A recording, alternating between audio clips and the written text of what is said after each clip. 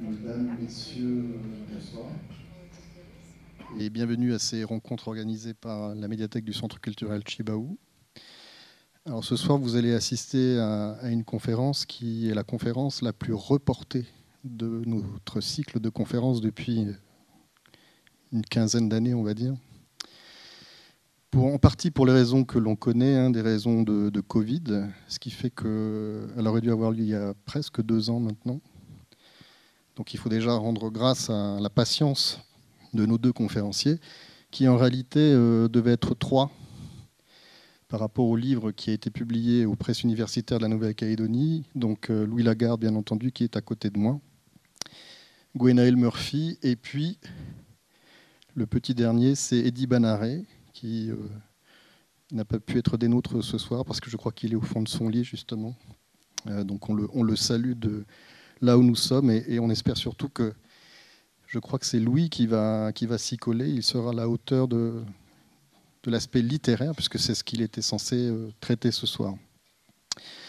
Donc on avait coutume de l'appeler entre nous conférence maudite, ça se vérifie jusqu'au bout. Je ne sais pas ce qui se passera au long de cette soirée. Nous verrons bien. En tout cas, tout sera filmé par Calédonia, qui est juste là. Et cette conférence sera bien entendu diffusée. Alors uniquement la partie conférence, pas la partie débat, sur Calédonia à une date que nous ne connaissons pas encore. Alors c'est le samedi. Est-ce que ce sera ce samedi si le monsieur qui est là travaille durement, ou le samedi d'après, à lui de voir. Pour ce qui nous concerne, elle sera disponible très vite en audio, conférence et débat compris, donc sur notre site web, alors qui est un nouveau site web, qui est désormais centrechibaou.nc, où vous pouvez découvrir un certain nombre de rubriques, Facebook bien entendu, Instagram, la chaîne YouTube, et le catalogue de la médiathèque et ses publications multimédia. Donc on a coutume depuis déjà plus de 200 conférences de les mettre à disposition. La petite nouveauté étant le partenariat que j'évoquais avec Calédonia, qui les diffuse à la fois sur son antenne et sa chaîne YouTube. Donc les 2 conférenciers que vous avez devant vous sont chercheurs au laboratoire TROCA. Ils en diront peut-être un petit peu plus sur ce sigle un peu étrange.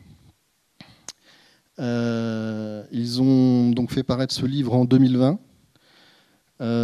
qui, vous l'avez peut-être vu, était consultable devant la salle CCA. Il y a quelques exemplaires qui éventuellement sont à votre disposition devant la salle.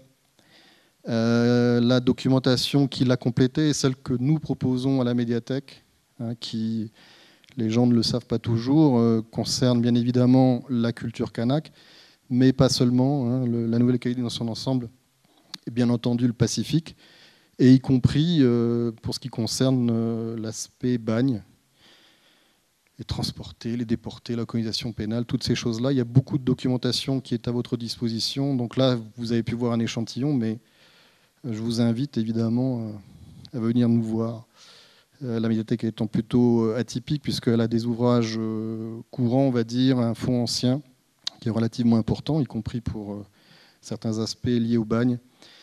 Et on y trouve aussi une documentation, en particulier une documentation sonore qui n'est consultable que sur place. Je pense au fonds de vinyle du Pacifique, par exemple, à la collecte du patrimoine oral, qui peut aussi être consultable en intranet ou en Internet, selon les degrés de communicabilité.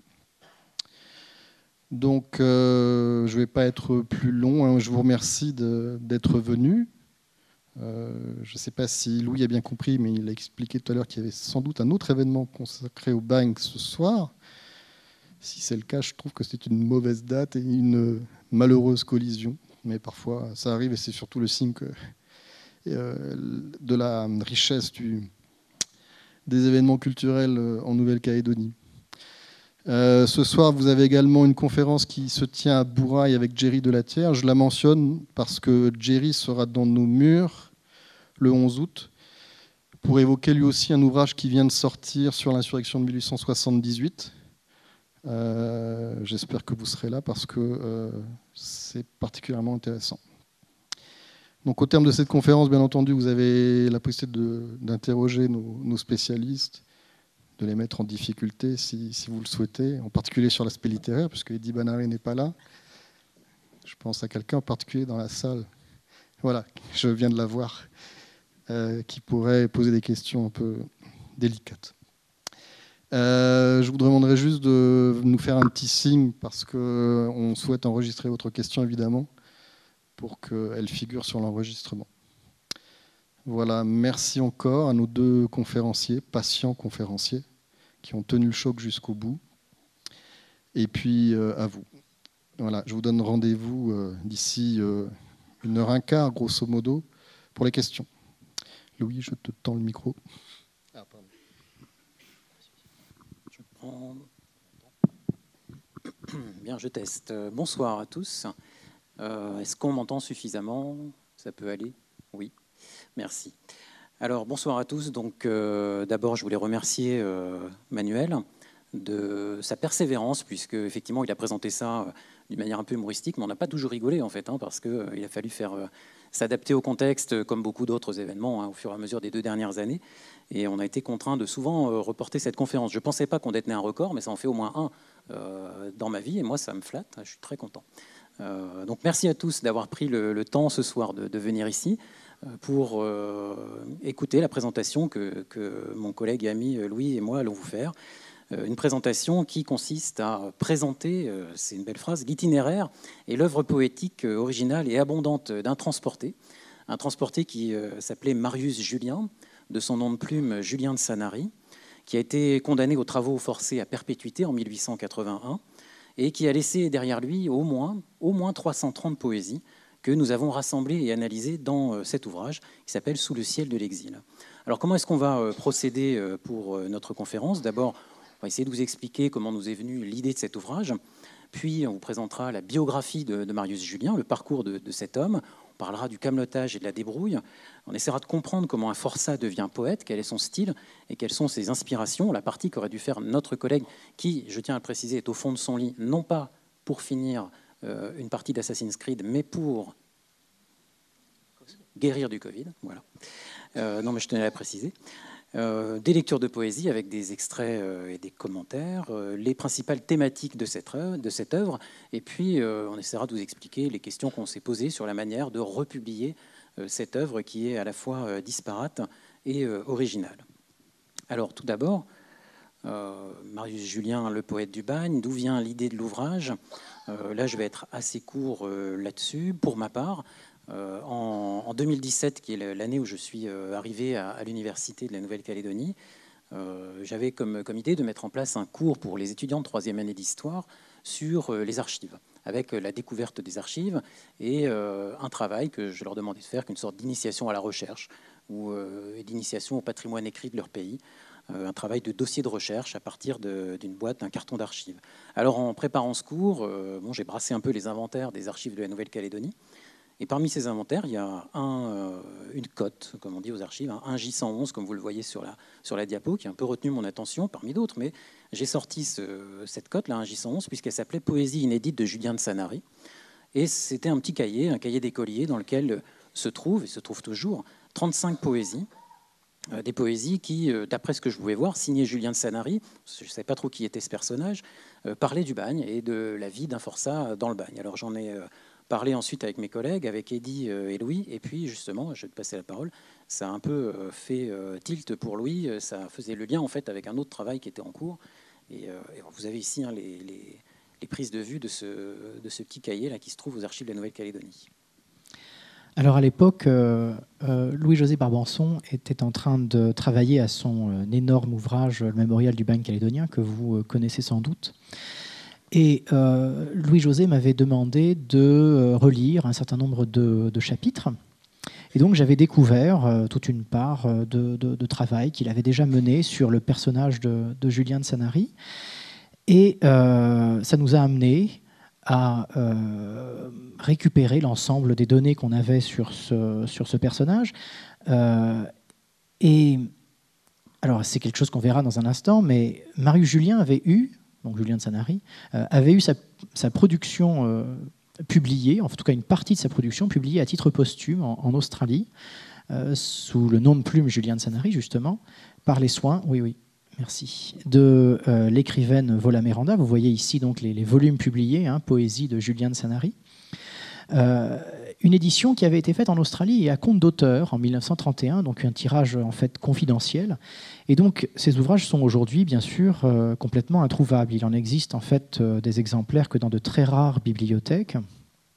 Et du coup, c'est ce qui a motivé notre volonté de rassembler l'œuvre intégrale, à la fois manuscrite et à la fois publiée, connue à ce jour, et d'en faire donc une version commentée et contextualisée.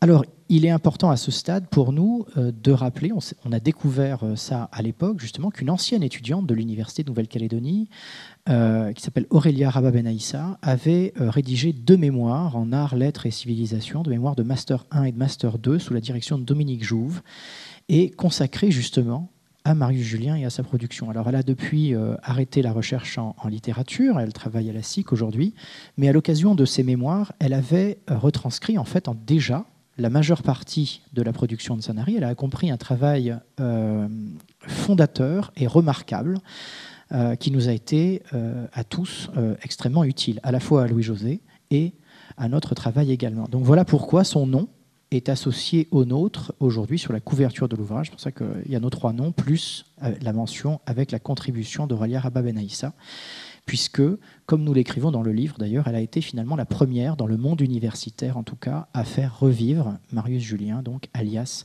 Julien de Sanary. Alors on va commencer par vous expliquer, vous raconter un peu la vie de ce personnage. Qui était Marius Julien, qui a eu 3 vies en fait, comme tous les forçats qui sont finalement sortis du bagne, avant le bagne, pendant le bagne, après le bagne. On va suivre un peu ce déroulé chronologique. L'œuvre poétique qui est présentée dans l'ouvrage, elle permet de comprendre les multiples aspects de la vie carcérale de l'auteur, de sa vie au bagne, du moins ceux qu'il a accepté de décrire. Et puis elle permet de le suivre dans son voyage, ensuite qu'il va entreprendre lorsqu'il sera libéré, vers l'Australie durant ces dernières années, entre les forêts et les anciennes mines d'argent des Nouvelles-Galles du Sud. Mais malgré leur titre prometteur, les 2 premières parties de l'édition en fait, de 1931, dans lesquelles il y a, en fait, cette édition elle est partagée en 18 livres, et dans ces livres, il y a des séries de poésie. Et les 2 premiers livres s'appellent le livre de l'enfance et le livre de la jeunesse. Et ce sont des titres prometteurs. On pensait en fait en apprendre un peu plus sur l'enfance et la jeunesse de Marius Julien. Finalement, ça éclaire assez peu sur la première vie de l'auteur, celle qui précède le bagne et qui précède son départ de France.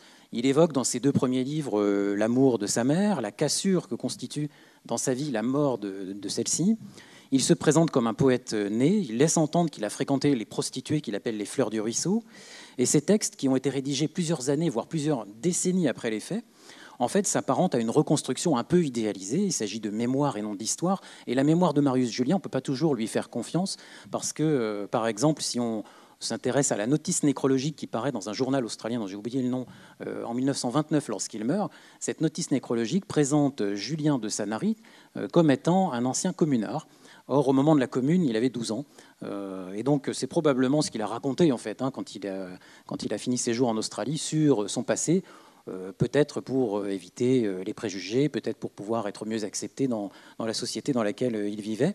Mais vous voyez qu'on ne peut pas toujours se fier, évidemment, à une autobiographie, même si elle est poétique. Donc, il a fallu faire un travail d'historien pour reconstituer au plus près le parcours de Marius Julien avant le bagne, en s'appuyant sur les archives disponibles, et puis sur le travail d'Aurélia Rabat-Benaïssa également, qui avait défriché un peu ces archives. Qu'est-ce qu'on sait du poète avant son arrivée en Nouvelle-Calédonie? C'est l'objet de cette diapositive. Alors, il voit le jour le 16 avril 1859, ce qui est une bonne date puisque c'est aussi mon anniversaire, à Sanary-sur-Mer. Sanary-sur-Mer, ça s'appelait Saint-Nazaire à l'époque, puis c'est devenu Sanary aujourd'hui. C'est une petite commune dans le Var, près de Toulon, 2500 habitants.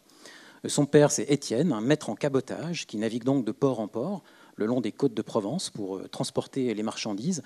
Le contexte est d'ailleurs assez défavorable pour les caboteurs, puisque l'année de la naissance de Marius, en 1859, c'est aussi l'année de l'ouverture d'une ligne de chemin de fer entre Marseille et Toulon, qui va entraîner le déclin du cabotage et qui d'ailleurs disparaît une vingtaine d'années plus tard. Sa mère, à qui il voue une adoration sans borne et qu'il mentionne régulièrement dans ses poésies, sa mère se nomme Thérèse Nicolas. C'est une fille de marin, elle est native de l'île de Port-Cros, en face de Toulon. Les 2 familles, donc maternelle et paternelle, sont implantées dans la région depuis plusieurs générations. Marius, il passe son enfance avec ses parents, avec son grand-père César, vous voyez Marius César, on est en Provence, César qui est cordonnier, avec ses deux frères, Alphonse, Adolphe. Il passe son enfance entre les bateaux de son père, qui est d'ailleurs souvent absent, les bateaux du port. Vous avez ici une carte postale de Sanary-sur-Mer au début du XXe siècle qui donne un peu une idée du paysage dans lequel il vit.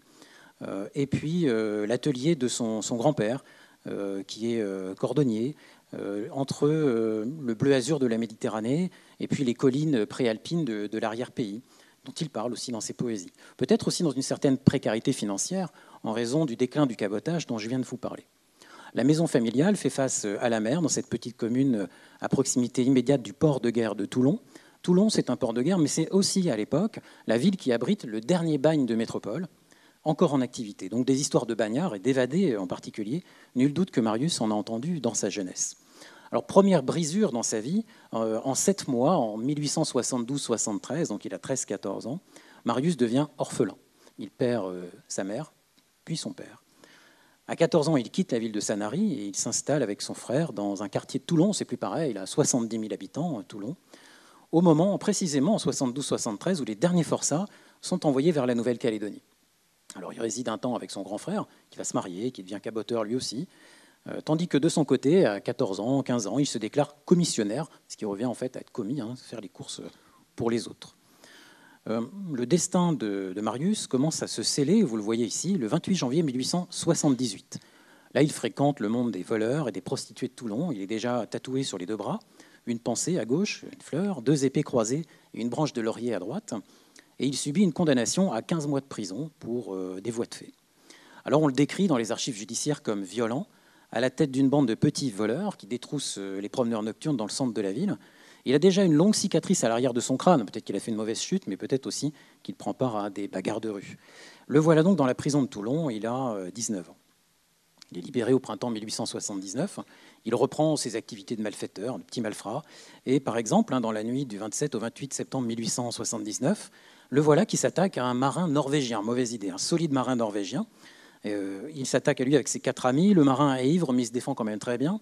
Et se débarrasse des 5 malfrats. Marius finira par se faire attraper, passe à nouveau devant les juges, revendique les faits, affirme être le chef de la bande, et on apprend qu'il vit et qu'il sévit dans le quartier de l'ancien bagne de Toulon. Sentence 2 années de prison.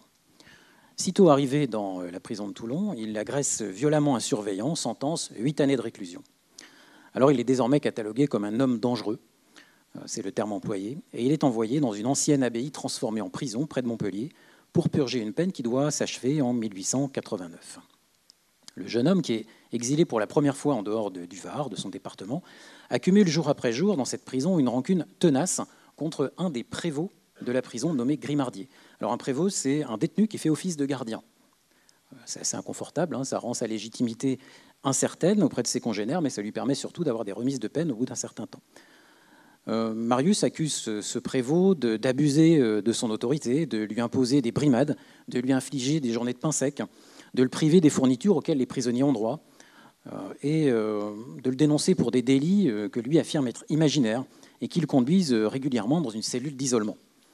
Marius Julien élabore alors un stratagème pour intimider, voire éliminer ce prévôt qu'il voit comme un ennemi de l'intérieur. Et lorsqu'un de ses amis, qui s'appelle Théodore, est libéré, il récupère son couteau, le glisse dans la manche droite de sa veste en attendant que se présente le bon moment pour mettre en œuvre la vengeance qu'il fomente. Une semaine après s'être procuré cette arme, le matin du 7 décembre 1880, il y a 2 gardiens accompagnés du prévôt Grimardier, justement, qui viennent extraire Marius de sa cellule pour l'emmener à l'isolement. On ne sait pas pourquoi. Marius est furieux, il menace le prévôt, il dit « il me le paiera », il lui jette un gobelet au visage. Alors face à sa résistance arrive le gardien-chef de la prison, un nommé Champistrou, qui intervient, qui finit par le faire céder.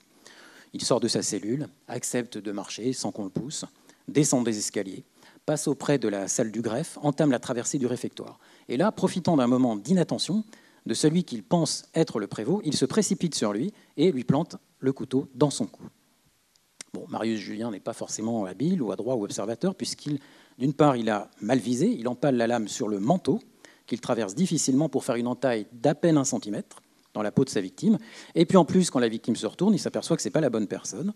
Il pensait blesser le prévôt détesté. En fait, c'est le gardien-chef qui a reçu le coup. Et là, ce n'est pas pareil en termes de répression judiciaire. Au procès, Marius va affirmer à plusieurs reprises qu'il ne le visait pas. Bien au contraire, dit-il, et je reconnais ses sentiments de bonté et de justice à l'égard des détenus. Une méprise qui ne va pas convaincre les jurés. puisqu'il tente de lui asséner un second coup dans la bagarre. Alors on peut se tromper de cible une fois, une deuxième fois c'est un peu louche. Un second coup que seule l'intervention d'un autre gardien qui lui frappe le bras et qui le désarme parvient à empêcher. Donc la tentative d'homicide échoue, le détenu est emmené à l'isolement. Dès le lendemain, les gendarmes recueillent des témoignages de tous les protagonistes de l'affaire, y compris celui de Marius, qui fait preuve de remords, qui avoue qu'il a voulu attenter aux jours du prévôt, mais pas à ceux du gardien-chef. Et début février 1881, il est transféré à la prison de Montpellier. Le 11 février, il répond longuement aux questions que lui pose le juge d'instruction. Le discours qu'il propose sur ses propres actes montre un homme qui est un peu ambivalent, puisque Marius assume clairement ses méfaits. C'est moi, je ne dis pas le contraire. Je voulais lui donner des coups de poing. Il prétend avoir perdu la raison, ne plus savoir ce qu'il faisait lorsqu'il s'en prend au gardien-chef. Mais aussi, il souligne l'injustice, les abus dont les prévôts font preuve. Il dit ils sont injustes et méprisables, ils ne méritent pas d'être prévôts, tout en insistant, mais ça c'est stratégique, sur la bienveillance du gardien-chef et en regrettant en fait d'avoir visé la mauvaise personne, mais pas d'avoir voulu assassiner quelqu'un. Il reconnaît son passé violent, je cite, « Dans la maison d'arrêt de Toulon, j'ai frappé des gardiens à coups de poing ». Il reconnaît la préméditation. « Irrité, j'ai formé le projet de frapper Grimardier », tout en désignant au passage celui qui lui avait donné le couteau au cas où celui-là pourrait payer à sa place. Alors, il développe sa pensée, ses réponses s'avèrent structurées, construites, cohérentes, le vocabulaire est précis, ni soutenu ni vulgaire, il ne nie pas l'évidence, mais il suggère des circonstances atténuantes que pourraient constituer l'erreur de personne et le mauvais comportement de Grimardier. Marius Julien mettra en vers a posteriori sa tentative d'assassinat dans le poème Cruel Geôlier, tentera d'expliquer son geste parce que le gardien de prison aurait détruit un portrait, le seul souvenir d'une mère adorée. Vous avez ici sur la diapositive une archive, un extrait exposé sommaire des faits qui ont motivé la condamnation à subir. Alors, on ne peut pas forcément lire très bien, je vais vous faire la lecture rapidement. Le 7 décembre, on voit la date, le 7 décembre dernier, Julien a donné un coup de couteau au gardien-chef de la maison centrale d'Agnan, c'est la deuxième ligne, qui lui avait infligé une punition, la troisième ligne.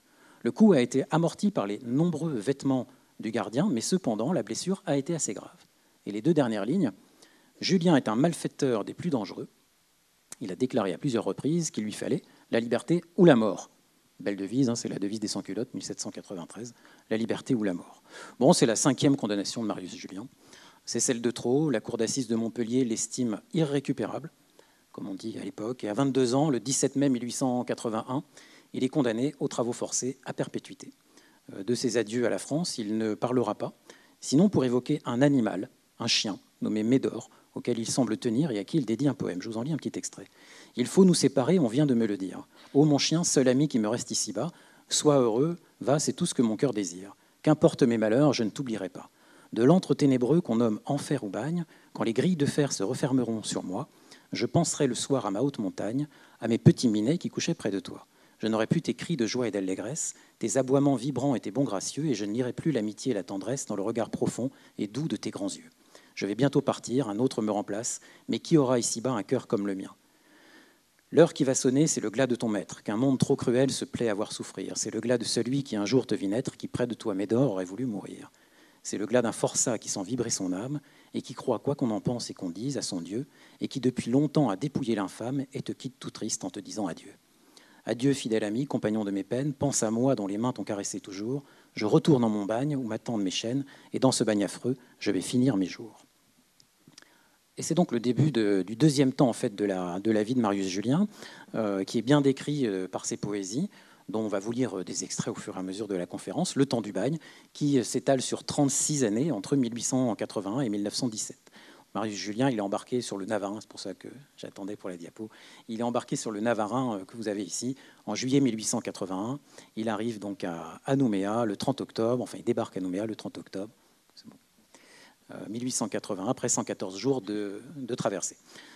Une tentative d'évasion mentionnée dans son registre d'écrou, peu de temps après, en mai 1882, ça lui vaut la double chaîne pour 5 ans.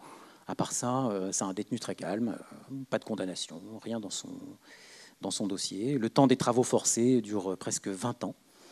Ce n'est pas un sujet sur lequel il s'étend en détail, il décrit le Cambrin, on le verra, sans que l'on sache s'il y a séjourné, quoique à notre avis c'est peu probable. Il évoque la mine de Thio, sous la forme du témoignage. On ne sait pas s'il a vraiment fait partie des contrats de chair humaine, comme on dit, passés entre la SLN et l'administration pénitentiaire pour l'exploitation minière à Thio à la fin du XIXe siècle. On ne sait pas. Ces efforts, en tout cas, des travaux forcés pendant presque 20 ans, ces épreuves physiques et mentales, alors est-ce qu'elles ont poussé Marius Julien à perdre un peu la raison, ou est-ce qu'il simule la démence pour échapper aux travaux pénibles? Est-ce que c'est une punition? Quoi qu'il en soit, il se retrouve en 1900, comme vous le voyez sur la chronologie ici, en 1900 dans ce qu'il appelle une cellule de fou, à l'hôpital du Marais, dont vous avez une photographie contemporaine, d'où il écrira quelques-uns de ses poèmes les plus poignants, seul face à lui-même. La vie intérieure et solitaire du poète prend une nouvelle ampleur. Après cet internement, il obtient d'un médecin-major du bagne qui s'appelle Édouard Pierre, à qui il rend un hommage vibrant, la dispense des travaux forcés. Le voilà donc à 40 ans dans un état physique qu'on ne connaît pas. Alors lui, il se dit dans un état physique complètement délabré. Quand il se décrit, il dit « je suis débile », mais alors dans le sens faible pour le 19e siècle, maladif, rompu, atteint par la vieillesse. D'ailleurs, si vous voulez savoir à quoi il ressemble, dans son registre d'écrou, on sait qu'il fait 1,69 m, ce qui est une taille respectable, aux cheveux et aux sourcils châtains, qu'il a le front ordinaire, les yeux bleus, le nez gros, la bouche grande, le menton rond, le visage ovale et le teint coloré. Alors, après ce passage dans sa cellule de fou, il signe d'ailleurs des poésies dans ma cellule de fou, il obtient une affectation bien particulière en 1903 en tant que gardien du phare de Nouville, de l'île Nou.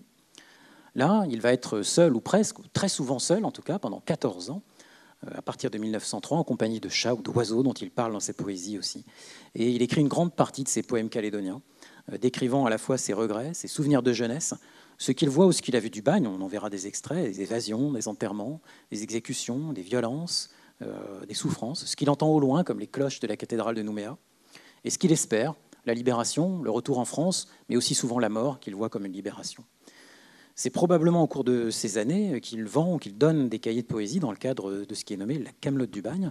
Pour ça, je vais laisser la parole à Louis. Alors, la création poétique chez Marius Julien, elle revêt deux fonctions. Il y a d'abord l'évasion mentale qu'elle procure, d'une part, et au-delà, il ne faut pas l'oublier, la participation à un circuit marchand qu'on appelle la camelote. Tout ça, ça rentre en fait dans une économie parallèle du bagne qu'on appelle la débrouille, dans laquelle les forçats essayent d'améliorer leur ordinaire en essayant de vendre divers produits de leur industrie en fonction de leur talent. Alors s'il y en a qui sont graveurs, artistes, peintres, etc., ils peuvent produire un certain type d'objet. Et puis bien sûr, les poètes ont peut-être la possibilité de vendre des carnets de poèmes. Alors, le temps libre des forçats, majoritairement, il est utilisé pour fabriquer ce type d'objet que vous voyez là. Il y a des dessins qui montrent les forçats gravant des objets d'industrie. Vous avez des forçats, là, ici, en train de vendre aux visiteurs du bagne dans les années 1910 environ, c'est-à-dire au moment, justement, où Marius Julien produit ses carnets de poèmes, les objets gravés en coquillage, en os, en écaille, en noix de coco, qui sont assez connus. Et ces objets sont avant tout destinés à qui? Tout simplement aux habitants de Nouméa, à ceux qui sont sur le point notamment de quitter la colonie, aux touristes, aux gens de passage pour affaires, par exemple, qui viennent de métropoles, d'Australie, de Nouvelle-Zélande, et qui vont agrémenter leur séjour d'une découverte de l'île Nou, qui devient progressivement, en particulier au début du XXe siècle, une espèce de passage obligé. Victor Ségalen, par exemple, poète et écrivain et romancier célèbre et qui a écrit de très belles pages sur la Polynésie française, passe de Tahiti à Nouméa en 1903. Il visite le bagne, dont il rend compte dans une lettre à ses parents. Donc parmi les forçats, ceux qui sont transportés, ceux qui sont condamnés aux travaux forcés, comme Marius Julien, certains vendaient donc des carnets de poèmes manuscrits. Alors c'est comme ça qu'on connaît ceux de Marius, mais c'est aussi comme ça qu'on connaît les poèmes d'autres forçats comme Antoine Dumas, matricule 13108, le Auguste Muller, le matricule 13216, Julien Lespèce, le matricule 12748. Pourquoi je vous donne les numéros de matricule? C'est parce que le matricule de Marius Julien, c'est 12926, et vous voyez que en fait, ils sont nommés en fonction de leur numéro de matricule au moment de leur arrivée. Donc en fait, plus vous êtes arrivé tôt dans le bagne, plus vous avez un plus petit numéro de matricule. Plus vous arrivez tard dans le bagne, plus vous avez un numéro de matricule élevé. Et sur 21 000 condamnés, finalement, les poètes du bagne, les principaux connus, ont tous des numéros qui tournent autour de 12 700 et 13 100. Ils ont tous à peu près de la même génération. C'est assez curieux. On n'a pas encore réfléchi à ce que ça pouvait signifier. Alors bien sûr, les poèmes constitue en réalité une part marginale de la production de la camelote. Le gros de la camelote, ce sont les objets que je vous ai montrés dans la diapositive précédente, tous ces petits objets en coquillage qui sont beaucoup plus connus. Mais ceci étant, le fait que les poèmes de Marius Julien appartiennent à la Camelote ne fait aucun doute. On a par exemple 3 poèmes, notamment que je vous ai sélectionnés là ce soir. Un qui s'appelle Au lecteur, Pour 30 centimes ou Impromptu, qui permet de démontrer que Marius Julien n'écrit pas que pour permettre à son esprit d'échapper à la pesanteur, aux souffrances ou à l'ennui du bagne, mais il écrit tout simplement également pour vendre. Alors il l'explique très clairement dans le poème Au lecteur, qui est placé opportunément d'ailleurs en toute première partie d'un cahier qu'il propose à un visiteur, et il dit ceci: « Ma voix vibre, mon sein frissonne et ma muse a de doux accents. Lecteur, ne me fais pas l'aumône, prends ce cahier et lis mes chants. » Autrement dit, il ne pratique pas la mendicité au bagne, mais par contre, il veut bien échanger des poèmes contre de l'argent. Je sais qu'il faut peiner pour vivre, sans cela rien, assurément, sois raisonnable et prends ce livre, le poète a besoin d'argent. Alors il peut mentionner aussi parfois la pingrerie des acheteurs, comme dans le poème Pour 30 centimes, il dit ceci: « Inspirez-moi, muse sublime, faites jaillir de mon cerveau pour ces barons de 5 centimes, un poème touchant et beau. Rendez-moi ma jeune mémoire, faites-moi franchir l'hélicon, à l'hippocrène il me faut boire pour avoir toute ma raison. » Il y a plein de références comme ça à la mythologie antique, j'y reviendrai tout à l'heure dans la production de Julien. Il décrit aussi parfois la largesse des gens qui visitent le bagne, la générosité. Dans le poème Impromptu, il dit ceci: « Je l'avais deviné que vous étiez jeune homme instruit, intelligent, généreux et humain. Je l'avais deviné. Voulez-vous savoir comme ? C'est tout simplement en me tendant la main. Certes, je fus surpris lorsque vous m'y glissâtes ce petit billet bleu dont je fus si content. Vos façons de donner sont des plus délicates. Aussi, je vous en suis plus que reconnaissant. » Alors les cahiers manuscrits aussi sont une preuve de ce circuit de la Camelote, puisque on repère dans les cahiers manuscrits toujours les mêmes poèmes. Il y a assez peu d'inédits de carnet en carnet ou de cahier en cahier. Et donc ça témoigne de poésies qui sont constamment réécrites, c'est-à-dire d'un travail constant en série. Et tout ça, ça constitue en fait autant de preuves que les productions achetées ou offertes sont récurrentes, sont souvent similaires, et qu'en plus elles circulent hors du bagne bien avant la libération de Marius Julien. Alors ces poésies, elles pourraient trouver de nombreuses illustrations aussi à travers. On pourrait faire des parallèles en fait entre l'œuvre gravée des graveurs du bagne et les poèmes de Julien. Par exemple, on trouve sur les objets du bagne plus classiques des références plus ou moins explicites à la condition carcérale, à l'exil, à la souffrance, à la séparation avec des êtres chers laissés en France et que l'on ne reverra plus. Ça sont des thèmes que Julien explore très souvent dans sa poésie. Il y a des représentations, par exemple, aussi un peu classicisantes de Prométhée mis au fer, de Persée qui délivre Andromède, des mentions latines qui parlent de la vertu, de la patience dans l'exil, des mentions de Paul et Virginie, de Roméo et Juliette qui pourraient aussi figurer dans les poèmes de Marius. On a par exemple des passages de la Bible en latin, comme les Lamentations de Jérémie, avec nous sommes poursuivis, le joug sur le cou, nous sommes épuisés, nous n'avons point de repos. Tout ça aussi sont des mentions qui font écho en fait au poème de Marius Julien. Donc c'est un peu le même type de production. En tout cas, elles sont comparables, mais transposées sur des médias qui sont finalement assez différents. De la même manière, il y a aussi beaucoup d'objets qui sont patriotiques, dont la thématique est patriotique parmi les objets de la Camelote. Il y a beaucoup de représentations républicaines, des représentations de Marianne, de Cérès, etc., qui représentent la République dans la France du XIXe.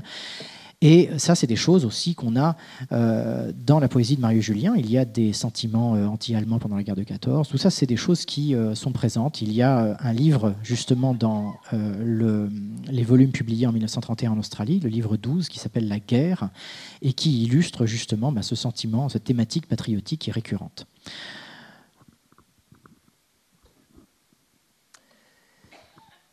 Alors, je reprends le fil de la vie de Marius Julien. À partir de 1907, les remises de peine arrivent progressivement. Je vous l'ai dit tout à l'heure, c'est un forçat modèle, en quelque sorte, qui n'a jamais de condamnation, jamais de punition. Donc les remises de peine arrivent progressivement, à partir de 1907. Et 10 ans plus tard, le 14 juillet 1917, Marius Julien est libéré à la faveur d'une grâce présidentielle. Il a 58 ans. Il vient donc de passer 38 ans soit en détention, soit au bagne. 38 ans, dont 36 au bagne. Commence alors la troisième vie de Marius Julien, enfin presque, parce que durant 3 ans, cette troisième vie, elle est un peu suspendue. Il est libéré sans être libéré, puisqu'il réside sur l'île Nou, dans le village des libérés, justement, qu'on verra sur la diapo suivante. Il évoque assez peu ces moments, si ce n'est pour souligner que de solides amitiés semblent s'être nouées avec ses semblables, alors que ça paraissait pas être le cas auparavant. Comme il le raconte dans la poésie qui est ici, « Je quitte mon taudis.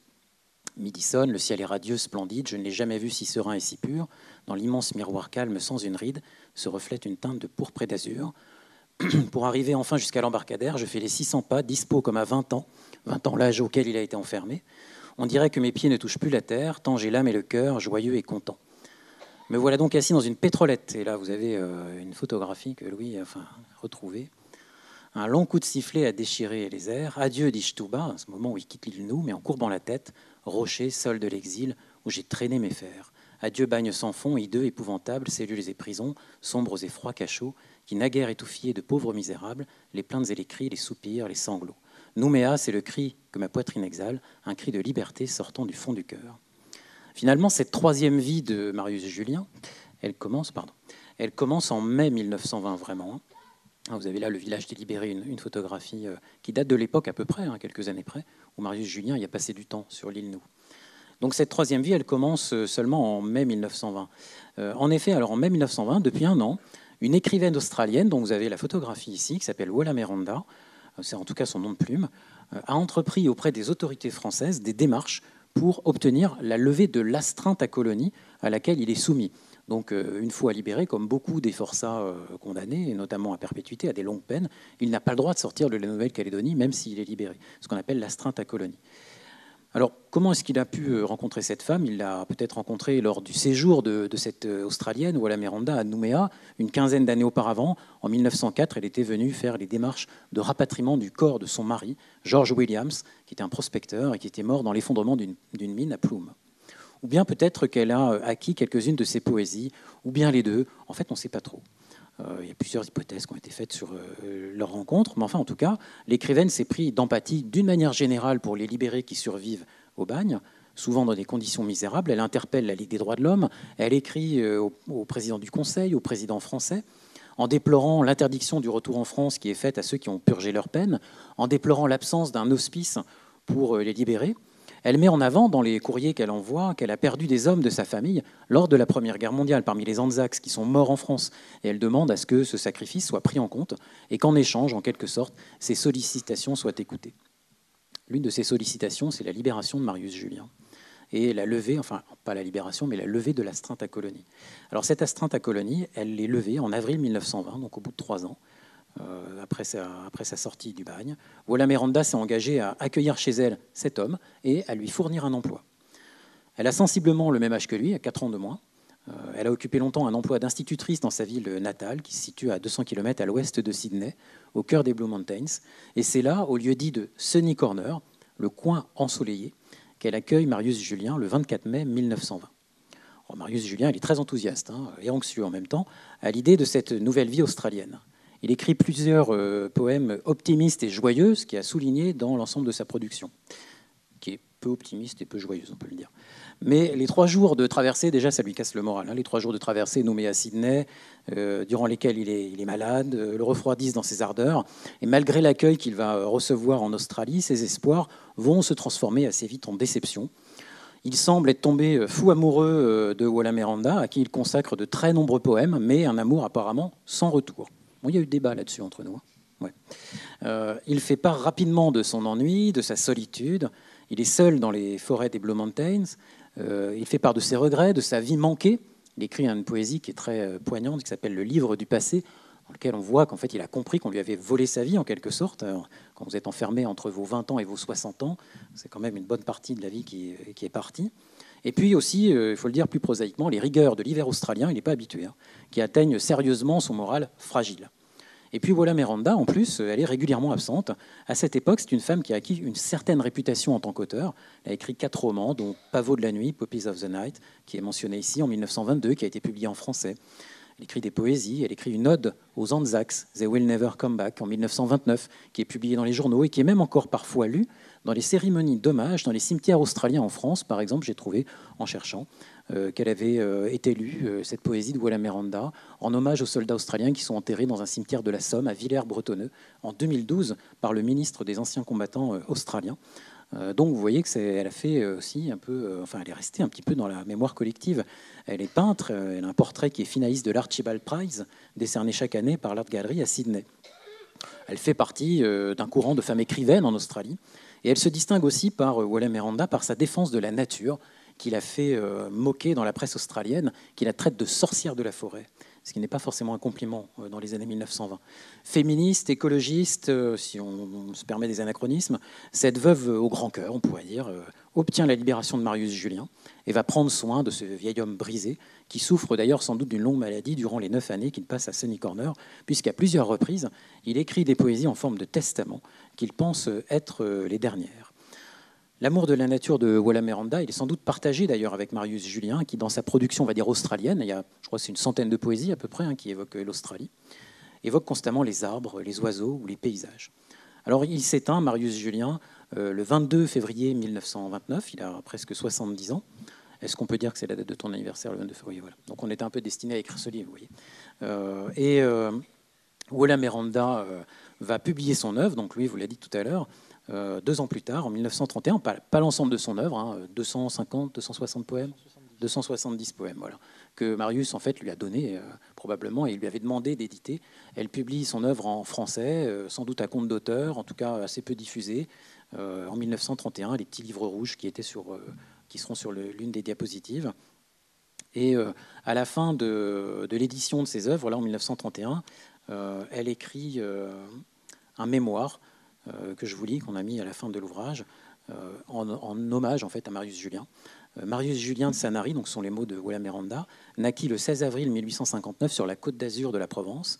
Il mourut parmi les bleues montagnes, elle a écrit en français, à minuit, vendredi le 22 février 1929, à l'âge de 69 ans. À son souhait, je fus toute seule à son chevet de mort. J'allais avec lui au bord des ombres qui cachent la vie merveilleuse de l'avenir. Dehors, la pleine lune brillait de toute sa splendeur. Cette nuit, la paix radieuse régnait sur toute la forêt, pas une feuille ne s'agitait. Il passa à l'au-delà comme un petit enfant qui s'endort. Son beau corps repose dans le cœur d'un rocher céramique et rosé, au sommet de la chaîne d'or, culminante des montagnes bleues d'Australie. Un beau cyprès toujours vert pousse à côté de sa tombe, et les derniers rayons du soleil, couchant, dorent son lit de rose. La belle âme de Julien avait des ailes, et vous retrouvez cette phrase sur la pierre tombale en fait, de Marius Julien, que vous avez ici sur la diapositive, celle de gauche pour vous. Mais la belle âme de Julien avait des ailes. Un jour ou l'autre, mon âme ira chercher et retrouver cet ange du ciel qui a béni ma demeure durant 9 ans. Son âme de poète était bien sensible. Lorsqu'il chantait de joie parmi les oiseaux sauvages, un nuage qui passe sur le soleil était assez pour l'attrister. Que de souffrance dans sa vie terrestre, que Dieu le bénisse là-haut. Et donc sa tombe en fait se trouve aujourd'hui dans le cimetière de Sunny Corner, aux côtés de celle du mari, du fils de Walla Miranda et de Walla Miranda elle-même, qui est décédée bien plus tard, en 1951.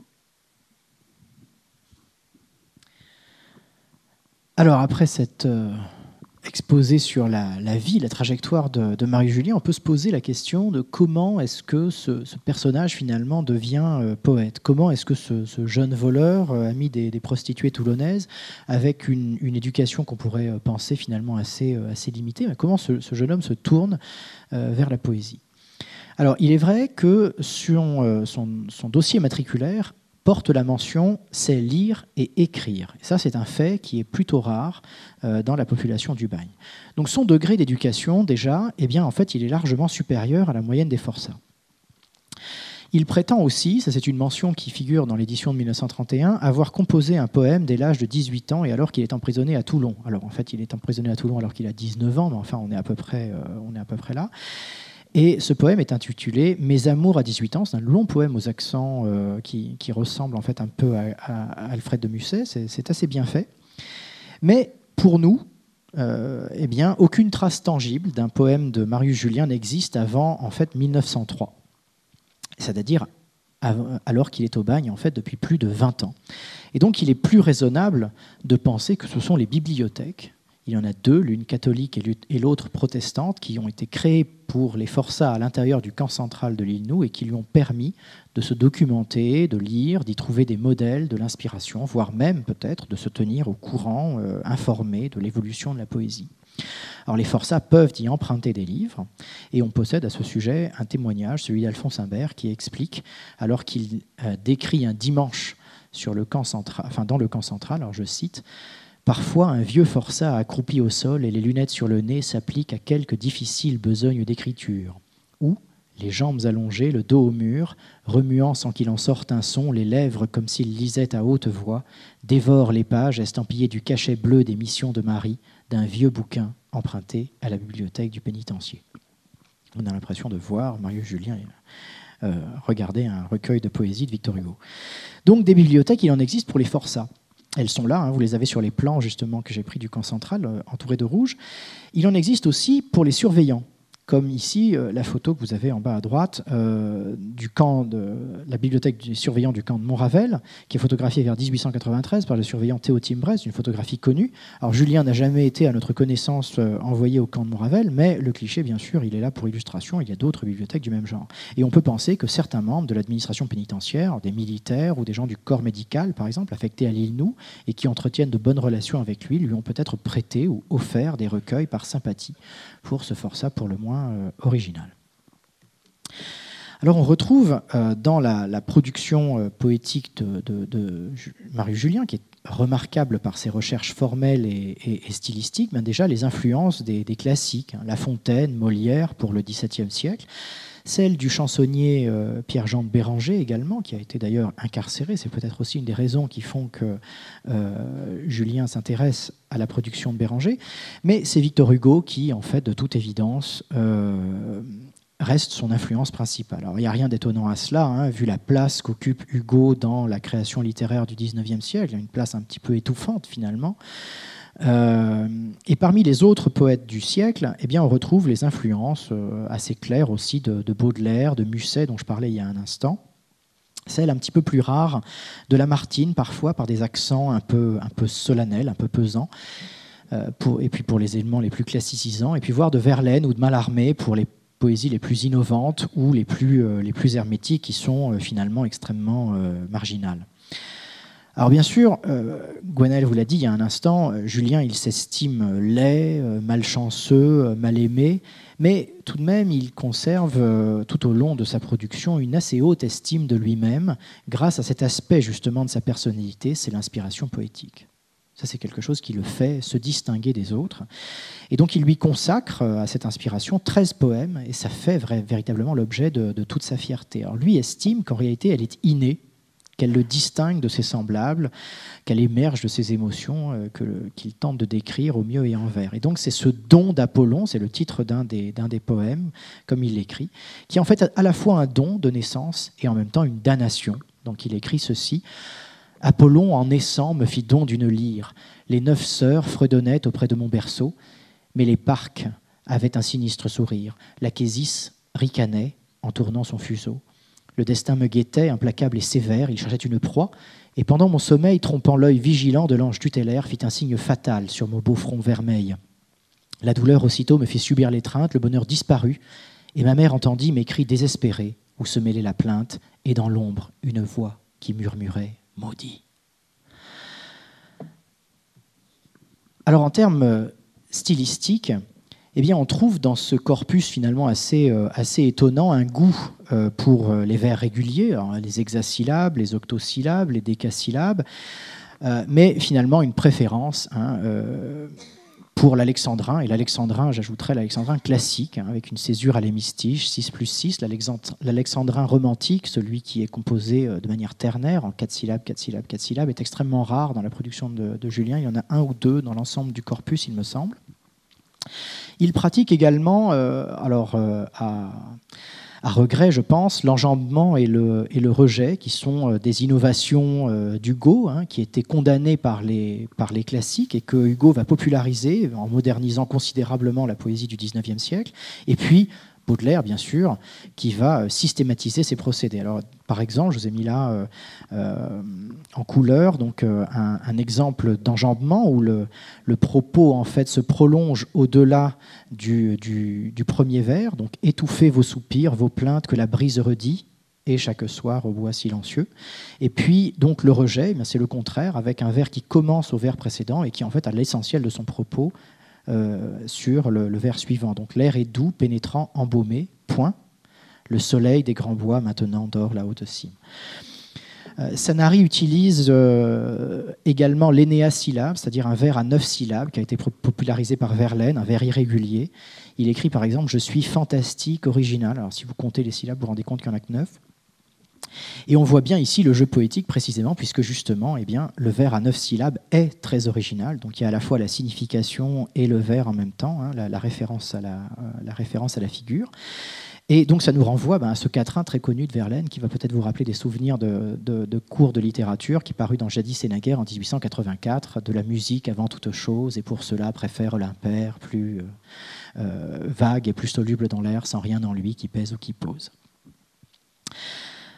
On retrouve aussi des figures de style très nombreuses. Alors, on vous a mis ici cette photographie prise par le docteur Léon Collin, à qui Marius Julien va offrir un carnet de poèmes. Il se trouve que le docteur Collin prend de nombreuses photos de forçats et en général il les nomme. Malheureusement celui-là n'est pas nommé, mais par contre c'est un forçat avec des petites lunettes qui regarde un carnet et on espère que ça pourrait être Marius Julien.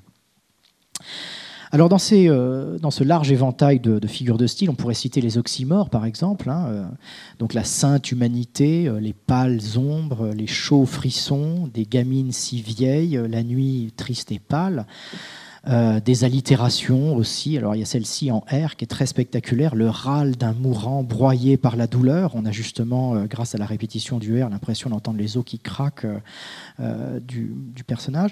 Il y a sans cesse, sans cœur et sans honneur aussi. Alors on n'est pas tout à fait dans la qualité de pour qui sont ces serpents qui sifflent sur vos têtes, mais enfin c'est quand même assez bien fait. Les assonances avec sous le remords qui me dévore par exemple, des anaphores.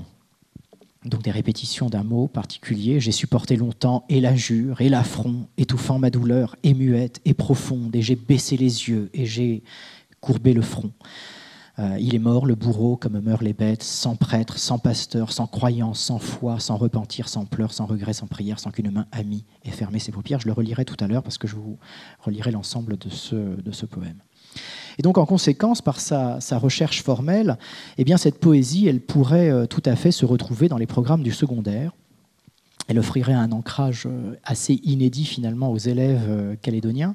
Et donc, c'est dans cette optique qu'on a construit une part importante de l'appareil de notes, de manière à guider les lecteurs pour leur faire observer les principales figures de style, et puis leur expliquer aussi les nombreuses références classiques, souvent, donc, je vous le disais, à la mythologie antique, qui parsèment l'œuvre. Sanary mentionne, tout à l'heure vous avez vu l'Achésis, c'est une parque, donc il mentionne les nymphes, les muses, les moires, les parcs, les fleuves antiques, le Pactole, l'Hippocrène, les monts antiques, l'Olympe, l'Hélicon, les dieux, Jupiter, Esculape, Erebos, Morphée, l'ambroisie, le nectar des dieux, etc. etc.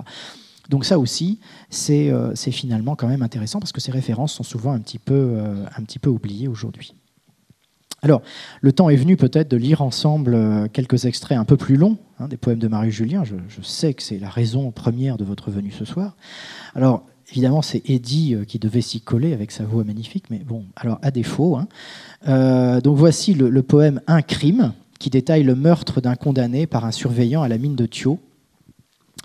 Alors il dit ceci, donc je vous ai mis la photo de l'appel sur les mines à Thio vers 1890, donc pour rester un petit peu raccord. C'était, il m'en souvient, c'était un vendredi. Il était environ 1h après-midi. On avait fait l'appel nominatif des bagnes et les forçats pensifs gravissaient les montagnes mornes, désespérés sous un ciel gris et noir comme un troupeau de bœufs qu'on mène à l'abattoir. Un seul, atteint de fièvre ainsi que de bronchite, couché sur un grabat, attendait la visite. Survint un chef de camp, le revolver en main. Le docteur, lui dit-il, ne viendra que demain. Gravis donc ton calvaire et va courber l'échine, car il faut du travail sans arrêt à la mine. Monsieur, je n'en puis plus. Mes forces sont à bout et n'y puis résister, ne tenant plus debout. Malgré ma volonté, mes efforts, mon courage, je ne puis, à regret, continuer l'ouvrage. D'un malheureux, hélas, la vie est bien en jeu. Le sbire, lâche et vil, sans hésiter, fit feu. Le condamné tomba, s'écriant « Mère, mère !» Et je vis le zénith, en pâlir de colère. Alors il y a un aspect un peu fable dans la façon dont c'est raconté. C'est aussi assez proche finalement aussi dans la façon dont c'est raconté peut-être du poème Après la bataille de Victor Hugo. Vous savez, vous avez le coup passe à si près que le chapeau tomba, etc. etc. Mon père, ce héros, sourire si doux, celui du seul hussard qui les met entre tous, etc. Julien considéré comme fou, donc Gwenaël vous l'a dit tout à l'heure, il est enfermé au bâtiment cellulaire de l'hôpital du Marais au tournant du XXe siècle. Alors il écrit un long poème, très long poème, un des plus longs de sa production, qui s'appelle Dans mon cabanon de fou, et qui est dédié au médecin, donc Édouard Pierre en l'occurrence, et qui est destiné en fait à démontrer sa santé mentale. Alors en vis-à-vis, ici, je vous ai mis donc un forçat dans une cellule assez similaire à celle qu'il décrit. Et l'objet en bois que vous voyez au premier plan, eh bien, c'est bien sûr, c'est important, le baquet à déjection. Alors voilà ce qu'il en dit. Ce logement affreux, large au plus de 2 mètres, avec la porte en fer, des grilles aux fenêtres, ne peut assurément que m'inspirer l'horreur. J'en ai des maux de tête et la nausée au cœur. En plein midi, docteur, quand ma cellule est close, si j'aspire un parfum, il n'a rien de la rose. Je voudrais vous y voir, mais 2 jours seulement. Ah, vous réclameriez un autre logement. Quel nez que vous feriez, quelle affreuse grimace en prenant cette pause, un instant, à ma place. Ma muse n'aime pas être entre 4 murs. Il lui faut pour chanter le grand air et l'espace, et non ce froid taudis dont l'aspect seul la glace. Il lui faut des oiseaux entendre le réveil et voir à l'horizon se coucher le soleil. Il lui faut les grands bois, le ruisseau qui murmure, roulant sur le gazon et les fleurs sont d'eau pure. Il lui faut des baisers de la brise du soir, la grève pour rêver, et non un cachot noir. Julien dépeint également avec horreur le quotidien des forçats du Cambrin, que vous voyez ici à gauche, non pas le camp, mais les forçats sur un chantier du Cambrin, sans que l'on ait réussi, Gwen vous l'a dit tout à l'heure, à savoir s'il en fut un jour pensionnaire ou non, ou bien s'il tire son récit poétique, et c'est peut-être plus probable, des témoignages des survivants de ce camp disciplinaire de sinistre mémoire. Alors voilà ce qu'il en dit. Cachés à tous les yeux, entourés de montagnes, ils sont là, les martyrs, gémissant dans les bagnes sombres, traînant leur fer et se mourant de faim, s'égorgeant même entre eux pour un morceau de pain. N'est-ce pas inouï, horrible, infâme et lâche de torturer ainsi des hommes sans relâche? On les martyrisait à grands coups de cravache, on les pendait aussi par les pieds et les bras. Ainsi des malheureux avec la tête en bas rendaient l'écume blanche ou le sang par la bouche. Mais le bourreau n'a rien dans l'âme qui le touche. Rien ne peut apaiser sa rage et sa fureur. Ah, qu'il sera content, notre bon directeur, disait un surveillant en éclatant de rire. Il n'avait rien de l'homme, et c'était un vampire. Les larmes, les sanglots, les soupirs et les plaintes, les cris que les douleurs dans leurs rudes étreintes arrachaient aux martyrs, les râles des mourants, les sons du glas funèbre et des enterrements qui font frémir les monts, les vallons et la plaine, laissaient indifférent ce monstre à face humaine. Il était là, debout, l'œil injecté de sang, contemplant d'un regard sinistre et menaçant les pauvres mutilés au front pâle et livide, mourir sur leur grabat fait de ciment humide. Et sans même rougir, sans honte pour sa croix, de nouveau il disait, de sa mielleuse voix à ce tas de bourreaux fiers de leur infamie, « Vous avez bien mérité, messieurs, de la patrie. » Le personnage du bourreau de l'île Nou, Charles Massé, qui a été à la tête de dizaines et de dizaines d'exécutions capitales, a inspiré 2 poèmes parmi les plus soignés de Marius Julien, où les influences décadentes, un peu baudelairiennes, sont peut-être les plus palpables. Alors il écrit par exemple, pour le décrire, et décrire les cauchemars du bourreau, « Oserait-il tourner ses regards vers les cieux quand ce n'est pas pour lui que l'étoile scintille? Il va le front pensif, morose et soucieux, car pour le bourreau, rien ne brille. Et l'œil hagard, inquiet, il retourne au logis, s'étend sur son grabat dans le coin le plus sombre, partout il voit du sang. Les murs en sont rougis, et le spectre le suit dans l'ombre. Là viennent s'entasser des troncs d'hommes sanglants, des têtes dont les yeux dissipent les ténèbres. Il entend des sanglots, des râles déchirants et des chants tristes et funèbres. Ainsi passent ces nuits sans repos ni sommeil, de la grève au taudis, du taudis à la grève, et lorsqu'à l'horizon se lève le soleil, alors son cauchemar s'achève. Alors j'en ai profité pour vous montrer la terrible photographie des décapités, Luigi Mosca et Joseph Veschi, une des photographies qui fait toujours le plus d'impression auprès des étudiants, ici à droite, et qui du coup est probablement à l'origine justement de ces visions cauchemardesques de Massé. Ainsi viennent s'entasser les troncs d'hommes sanglants, etc. Alors Marius Julien livre également le récit de la mort de Massé, dont nous avons retrouvé l'acte de décès. La mort de Massé est survenue à 19h, c'est-à-dire exactement comme il l'écrit lui-même, au moment où le jour avait fait place à l'ombre. Alors voilà ce qu'il dit. « Le glas n'a pas sonné pour le trancheur de tête. Il est mort, le bourreau, comme meurent les bêtes, sans prêtre, sans pasteur, sans croyance, sans foi, sans repentir, sans pleurs, sans regret, sans prière, sans qu'une main amie ait fermé ses paupières. En y pensant encore, j'en tressaille d'effroi. Le jour, il m'en souvient, avait fait place à l'ombre. L'étoile se cachait sous un nuage sombre, le grillon se taisait, et seul l'oiseau de nuit passait et repassait au milieu des ténèbres. Et ses sinistres cris, et ses ailes funèbres remplissaient l'air d'un vague et monotone bruit. Soudain, je crus sentir comme une odeur de poudre, et j'entendis gronder avec fureur la foudre, tandis qu'un œil pleurait dans le coin du ciel bleu. Et je vis suinter des pores d'un nuage le sang qui, goutte à goutte, inondait son visage. Et partout y laissait une empreinte de feu. Longtemps, son corps hideux, livide, éthique et sale, comme un reptile affreux, se tordit sur la dalle. Et je vis aussitôt, puis dans un dernier râle, enfin, il se raidit, et je vis aussitôt de son immonde bouche sortir un oiseau noir, monstrueux et farouche. C'était, n'en doutez pas, l'âme de ce maudit. Moi, j'aurais bien continué à t'écouter encore un peu. Oui, merci. Alors, je voulais en profiter, justement, je voulais profiter de cette conférence et du statut en fait, qu'a Marius Julien à partir de 1917 et de sa libération, pour parler un peu des libérés, justement, et faire une petite incise sur les libérés du bagne. Mais on va revenir à Marius Julien, vous allez le voir.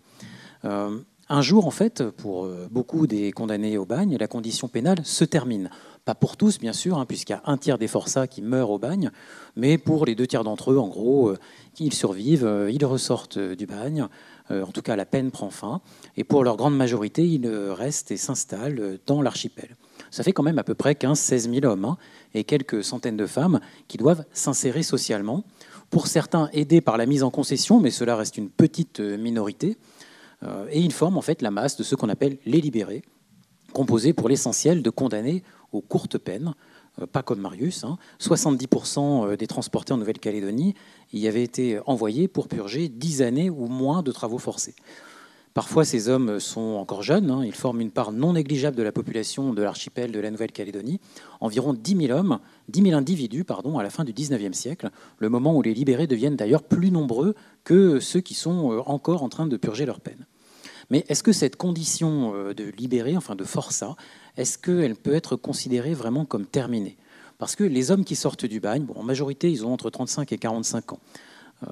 Ils sont astreints soit au doublage de leur peine, vous savez, ils doivent rester autant de temps dans la colonie que ce qu'ils ont passé de temps au bagne, ça dépend du temps de condamnation en fait, ça.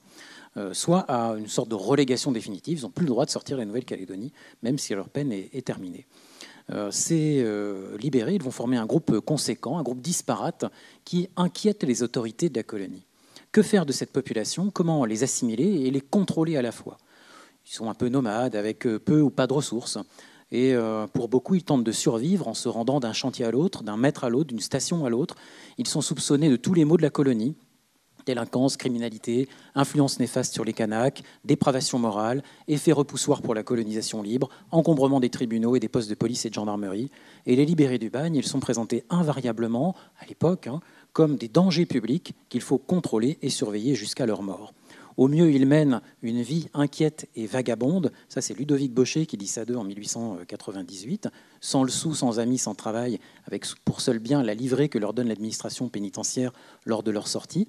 Il y a une sorte de cercle vicieux qui se dessine autour des libérés, poussés au vagabondage par leur pauvreté, n'ayant d'autre choix que de changer de lieu en fonction des opportunités de travail qui s'offrent à eux. Dans les mines ou dans les champs, ils se voient réprimés pour cette même raison, puisque l'errance, le vagabondage, leur est interdit. En réalité, ils sont la variable d'ajustement du marché de l'emploi de la colonie. Les grosses compagnies leur préfèrent des forçats en cours de peine, plus dociles, ou des travailleurs immigrés tenus par leur contrat, et qu'il est toujours possible de renvoyer dans leur pays. Ces grosses compagnies ne font appel à eux, aux libérés, qu'en cas de déficit de main-d'œuvre dans ces deux catégories-là, les forçats en cours de peine ou les travailleurs engagés. Ce sont donc les petites mines, les petits éleveurs qui embauchent des libérés, le plus souvent avec la relative désapprobation d'ailleurs des gouverneurs, comme le souligne l'amiral Courbet qui dit, je le cite, « Ce n'est pas un bon employé », il parle des libérés. Un jour, la paresse le prend, un caprice le sollicite, un autre encore, il se saoule et ne fait pas son service. Mieux vaut payer un condamné ou un Kanak plus cher que d'engager un libéré, conclut-il. Alors, ce n'est pas une confidence qu'il fait, c'est lors de la séance du Conseil privé de la colonie, le gouvernement de la colonie en fait, le 23 juillet 1881. Ils sont invariablement présentés, les libérés, comme violents, ivrognes notoires, débauchés, voleurs, paresseux, par la presse locale. Leur présence, mêlée à celle des Kanaks et des engagés des Nouvelles Hébrides, transforme, selon le journaliste d'un journal qui s'appelle L'Indépendant en 1887, l'expression est connue, la Nouvelle-Calédonie en une immense pétaudière. Et par un jeu d'inversion rhétorique de la réalité sociale, ce même journal soutient que, je cite, « les libérés se donnent le mot pour exploiter les colons ». Alors, les moyens de contrôle, il faut le dire, les moyens de contrôle à l'égard des libérés se multiplient. Je vous en donne quelques-uns. Interdiction d'entrer sans autorisation dans le chef-lieu de la colonie dès l'année qui suit l'ouverture du bagne. Puis dans toutes les communes de la Nouvelle-Calédonie, 1880.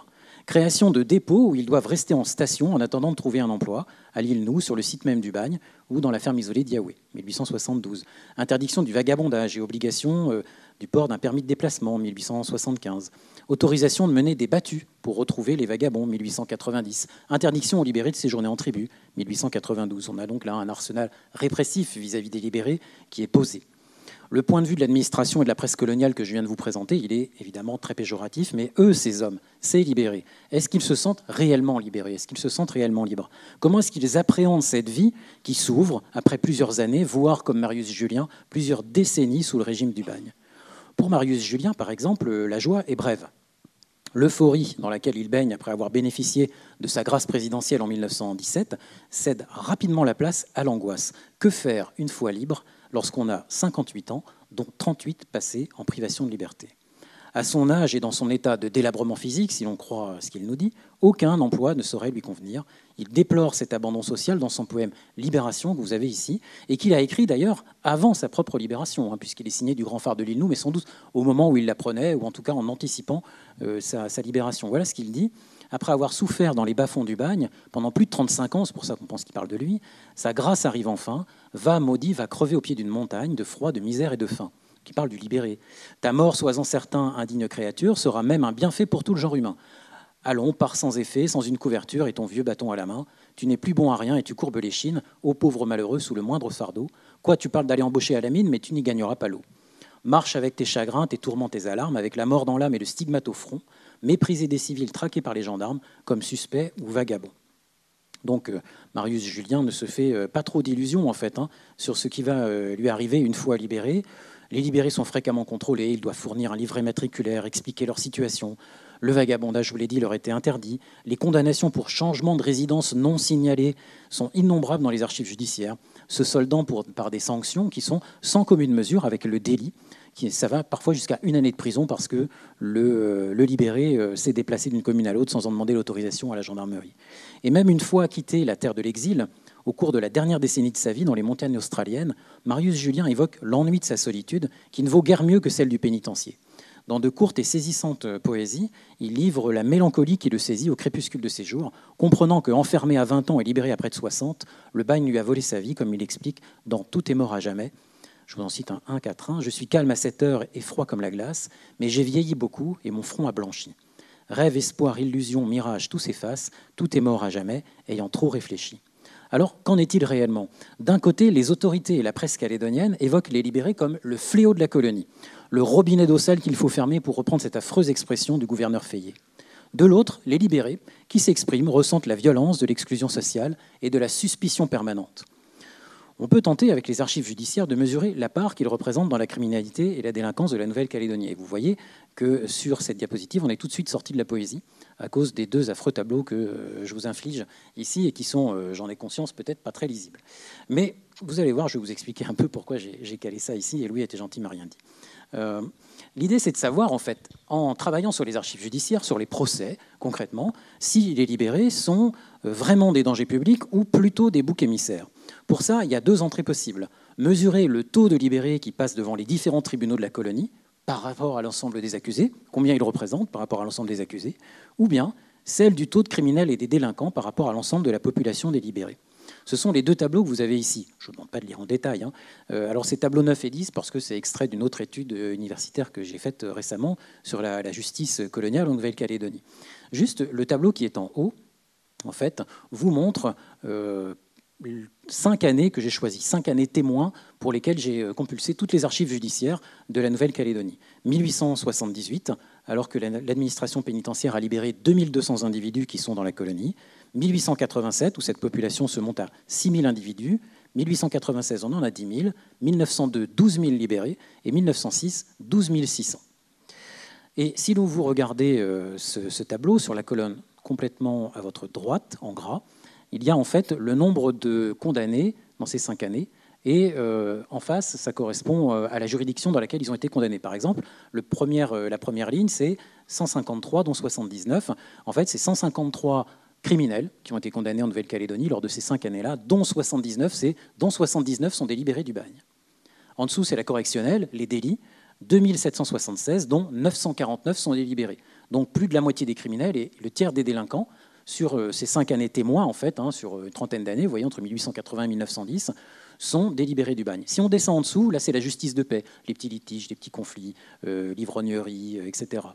Alors, sur la justice de paix de Nouméa, il n'y en a pas beaucoup, parce qu'ils avaient un accès limité à la capitale, donc c'est seulement 4%. Par contre, sur les justices de paix des côtes ouest et côtes est, à Bourail, on a 700, je vois pas très bien, c'est 758 condamnés par la justice de paix de Bourail, dont 450 libérés, c'est plus de la moitié. À peu près pareil pour la côte est, Canala, c'est 859, dont 492 sont délibérés du bagne, c'est un peu plus de la moitié. Donc là, la jauge, elle est haute. Les chiffres sont là, en fait. C'est-à-dire qu'un tiers des délinquants, la moitié des criminels, sont délibérés du bagne. Alors pourquoi est-ce qu'ils sont majoritairement arrêtés ? Ce n'est pas des criminels en série, on en a 79 au total des criminels pour plus de 2000 libérés qui sont condamnés lors de ces 5 années de justice. En général, ils sont condamnés pour le vagabondage, défaut de livret, défaut de déclaration de changement de résidence, vagabondage. Condamnés pour ivrognerie, entre 50 et 80% des ivrognes arrêtés dans la colonie pour ivresse sur la voie publique, dans les années 1880-1910, sont issus de ce groupe. L'addiction à l'alcool, en fait, c'est le second chef d'accusation devant les justices de la Nouvelle-Calédonie. Et puis, ils se sont un peu spécialisés aussi dans les outrages aux agents des forces de l'ordre. On peut peut-être les comprendre, qui sont proférés par certains libérés. La plupart du temps sur un fond d'alcoolisation. L'insulte est assez directe. Par exemple, Victor Roy, qui s'en prend au surveillant militaire Montanard, un chef de centre, en lui disant « feignant, ivrogne, voleur, l'argent que j'ai dans la poche, tu ne l'auras jamais ». 1895, bon ça va, c'est pas trop méchant, 6 jours de prison, 16 francs d'amende. Par contre, il y en a qui sont un peu plus élaborés. Hippolyte Caillot, à la FOA, qui a dressé ses 5 chiens pour s'attaquer spécifiquement aux surveillants militaires et surveillants du bagne qui passent devant chez lui. Et ça lui vaudra par contre un petit tour de 2 mois en prison. Alors, le tableau que vous avez en dessous voudrait un peu inverser le regard. C'est-à-dire que la présence de ces milliers de libérés dans les tribunaux de la justice ordinaire de la Nouvelle-Calédonie s'avère incontestable sur le plan factuel et en termes de chiffres. La moitié des criminels, un tiers des délinquants, la moitié des litiges et des conflits, à l'époque où ils sont très nombreux dans la colonie. Mais pour être juste, il faut inverser le regard pour conclure juste sur cette diapo, sur les libérés. Parce que d'abord, le visage le plus commun du libéré, ce n'est pas le criminel, 79 sur 5 années, ce n'est pas le délinquant ou l'ivrogne, il y en a 2000, bien sûr, ça fait beaucoup, mais c'est celui qui respecte la loi. Parce que si on reprend sous un autre angle nos chiffres, et ça c'est le tableau qui est en dessous, ce ne sont jamais plus de 7,5% des libérés qui font l'objet de poursuites judiciaires. Vous voyez le tableau qui est en bas sur votre droite.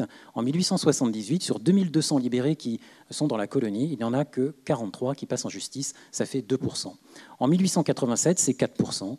En 1896, 7,5%. En 1902, 5%. Et en 1906, 3%.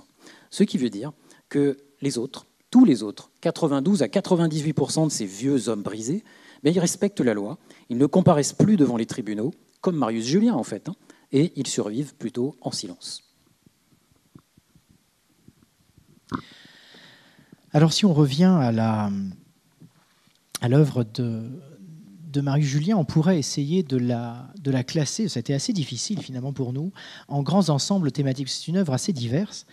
Alors en premier lieu, un des thèmes les plus importants, le thème le plus important, eh bien, c'est l'amour et la beauté. Ça peut paraître assez paradoxal finalement, mais en dépit du bagne, eh bien, au total, sur 330 poèmes connus, il y en a environ un quart, il y a à peu près 80 poésies, qui sont en effet consacrées à versifier des déclarations d'amour plus ou moins naïves ou habiles d'ailleurs, au passage. Vous ne vous attendez pas toujours à lire des choses spectaculaires, à décrire les yeux, le corps de la femme désirée, la longue attente durant ses absences, la cruelle déception ressentie aussi parfois face à des sentiments qui sont pas partagés. Le second sujet majeur, c'est bien le bagne, lui, par contre. Après avoir critiqué donc l'iniquité de la sentence, qu'il exile de son pays à l'âge de 22 ans, il va donc dénoncer les maltraitances, les manquements de l'administration, les déviances dont il est témoin, qui lui sont rapportées aussi parfois, l'état de servitude des forçats envoyés dans les mines, les mauvaises manières ou les mauvais comportements entre détenus, les décès de ses camarades aussi qui l'affectent beaucoup, la corruption qui règne, les évasions dont il est le témoin depuis son phare, où il les voit mieux que quiconque, et bien donne ainsi lieu à des descriptions précises et qui sont des documents finalement historiques assez importants. À l'heure de la délivrance australienne, ça Gwenaël a commencé à le dire tout à l'heure aussi, eh bien, enfin libre, eh bien, en réalité, le sceau du bagne va continuer à exister dans sa production, parce qu'il sent la fin de sa vie approcher, et l'espoir de pouvoir enfin vivre pleinement, une fois libre, eh bien, ça s'estompe, et il admet l'évidence, finalement, le bagne lui a volé sa vie, hein, c'est ce que tu disais tout à l'heure, et même si son corps a réussi à en sortir, son esprit, finalement, ne l'a jamais vraiment quitté. La troisième catégorie importante que je mentionne ici, qu'on peut dégager de cet ensemble, c'est celle des émotions négatives ou morbides. Il y a l'ennui, le désespoir, l'attente sans fin, la souffrance, les doutes, les regrets. Ça, c'est le sujet d'une bonne vingtaine de compositions auxquelles il faut ajouter une quarantaine qui évoquent la mort véritablement, directement. Ensuite, il y a cette délivrance australienne, cette Australie rêvée finalement quelque part. Alors elle apparaît au moment où il arrive, il compose toute une série de poèmes au moment où il quitte Nouméa. Gwenaël vous en a parlé il y a un instant, et puis donc décrit le voyage sur le bateau, le Pacifique. Il arrive à Sydney, il va dans les Blue Mountains. Ça c'est vraiment, c'est consigné comme un journal finalement. Il écrit un poème par jour. Et par la suite, eh bien, la nature intimidante et grandiose de l'Australie, à laquelle il n'est clairement pas habitué, va nourrir sa création poétique, va lui inspirer de nombreux vers et de nombreux poèmes. Il admire la flore, il admire notamment les eucalyptus. Il va utiliser le terme eucalyptus. Il est l'auteur d'une des premières mentions de cet arbre dans la poésie d'expression française, en tout cas à notre connaissance, en tout cas. Et il souffre aussi du froid. C'est ce que Gwenaël vous a dit tout à l'heure, ces hivers que finalement 4 décennies de Nouvelle-Calédonie lui avaient fait oublier. Julien va montrer, et ça c'est une des parts les plus intéressantes finalement de sa production, une très forte sensibilité sociale. Alors il a vécu lui-même des choses dans son enfance assez dures, dans sa jeunesse, et ça a forgé toute une part de sa mémoire, en plus du bagne. Alors il a lu bien sûr Les Misérables, Claude Gueux, ça semble assez évident, parce qu'il évoque la dureté de la condition ouvrière, il dénonce le travail des enfants, il assimile aussi la condition des forçats à l'esclavage, qui a été récemment aboli, et les fréquentes références mythologiques que je vous en ai mentionné quelques-unes tout à l'heure, ne sont pas sans rappeler non plus le style du recueil d'Hugo, les châtiments. Mais d'autres vers aussi prennent parfois leurs accents chez Zola lorsqu'il dénonce les conditions exécrables des servantes et des domestiques, et les méfaits de l'argent plus particulièrement. Alors, il évoque aussi l'indifférence générale face à la misère, la souffrance des prostituées. Et donc, on a tous ces poèmes aux accents socialistes, finalement, qui sont peu nombreux, mais qui sont très marquants par le sentiment d'indignation qu'il arrive à y placer. Le personnage principal de cet ensemble poétique, outre lui-même, puisqu'il utilise beaucoup le jeu, vous l'avez entendu tout à l'heure, eh bien, c'est Dieu. Dieu lui-même, c'est assez étonnant. Il est appelé à 92 reprises dans l'ensemble de la production, c'est-à-dire sur un poème sur 3 finalement. Et Julien est un fervent croyant, et donc il l'affirme explicitement. Et de plus en plus, quelque part, au moment où le refuge australien semble pas forcément tenir toutes ses promesses, et puis du coup au moment où évidemment la perspective d'une mort prochaine se fait de plus en plus claire. Et donc cet aspect est important parce que ça contribue aussi à expliquer, grâce à cette spiritualité finalement, comment un homme qui a été condamné, banni, sans espoir de retour, avec des relations sociales, une fois libéré et vivant en Australie, très limitées, dans un pays anglophone, donc isolé, va parvenir finalement à résister à un tel niveau de vent contraire, d'adversité pendant toutes ces années. Et donc outre l'inspiration poétique, eh bien, Julien avait donc la foi, comme on a pu l'écrire dans l'ouvrage. Au passage, ici vous avez la seule photographie connue de Marius Julien, peu de temps avant de mourir, avec son chat doré, vivant donc en Australie. Pardon ? Le chat est aussi gros que lui, oui, tout à fait, oui, c'est vrai, c'est un très gros chat, effectivement. Alors, une fois qu'on a eu rassemblé finalement toute cette connaissance, retranscrit les poèmes, dégagé un appareil de notes, Marius nous a posé encore bien des problèmes, notamment comment est-ce qu'il fallait republier finalement son œuvre. Alors ici, vous avez un des volumes du coup relié en percaline rouge des poésies de Julien de Sanary, édité par Vola-Méranda en 1931. Vous avez des cahiers d'écoliers à côté qui constituent donc les cahiers manuscrits. Donc il y a le cahier du docteur Léon Collin avec donc je crois que c'est Jeanne d'Arc, non, quelque chose comme ça, qui est sur la couverture. Ensuite le cahier qui est conservé au musée Balaguier à la Seine-sur-Mer à côté de Toulon, poésie élégiaque de Marius Julien. Et puis donc un petit carnet qui appartient à la collection de Louis-Georges Vial, qui est présent ce soir et que je salue amicalement.